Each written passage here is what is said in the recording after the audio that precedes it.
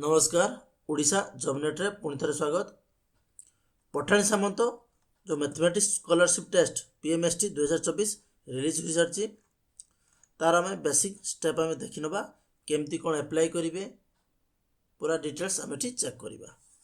तो bscodia.ac.in website को आसवे आसला ये नोटिफिकेशन आप पाइबे नोटिस लेटेस्ट अपडेट रे क्लिक करवा।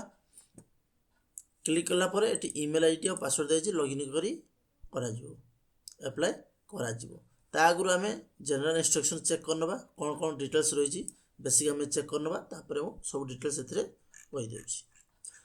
प्रथम फास्ट रोचे आप 1 number point student reading class VI षष्ठ श्रेणी पिला एवं क्लास IX पिला ही एप्लाई करें स्टेज 1 स्टेज 2। द्वितीय पॉइंट कौन रोचे ऑब्जेक्टिव क्वेश्चन रोटा आम मल्टीपल क्वेश्चन आंसर कहूँ। There will be 60 objective multiple choice 60 multiple choice question answer रहिबो टोटल 150 मार्क रे परीक्षा हम। ठीक है जो आमर OMR सीट द्वारा ही परीक्षा करा केमती एप्लिकेशन अप्लाई करेंगे ना ऑनलाइन मोड रे ही अप्लाई करा ऑनलाइन ही फॉर्म पड़ो केबे पाखरु केबे पड़ो ये लिखिं 7/1/2025 रु 17/1/2025 पर्यंत ऑनलाइन एप्लिकेशन रहिबो ताहारी भितर आपण अप्लाई करिवे।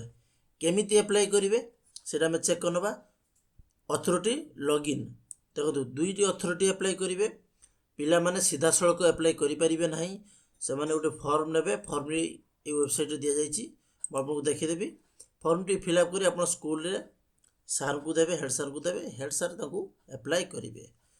षष्ठ श्रेणी block education officer for student elementary school under their jurisdiction माने BO सार BO ऑफिस जो रोचे से अप्लाई करेंगे हेड सार सब डॉक्यूमेंट देलापर आईडी पासवर्ड दी लॉगिन करी अप्लाई करेंगे। बी रे कौन रोचे head of the institution of secondary school जो सेकेंडरी स्कूल माने क्लास 9 जो पिला पढ़ुंट सेठी तांकर निजस्व लॉगिन आईडी और पासवर्ड रहिबो सेथिरे लॉगिन करी पठाणी सामंत अप्लाई करेंगे। तो पिला माने वेबसाइट को आसी फॉर्म नहीं जी बा स्कूल रे फॉर्म देदेवे सार ताको हम फिलअप करी सार को देले सार अप्लाई करदेवे ना आपंकर किसी पिलांकर किसी बुझा किसी दरकार नहीं। ठीक अच्छे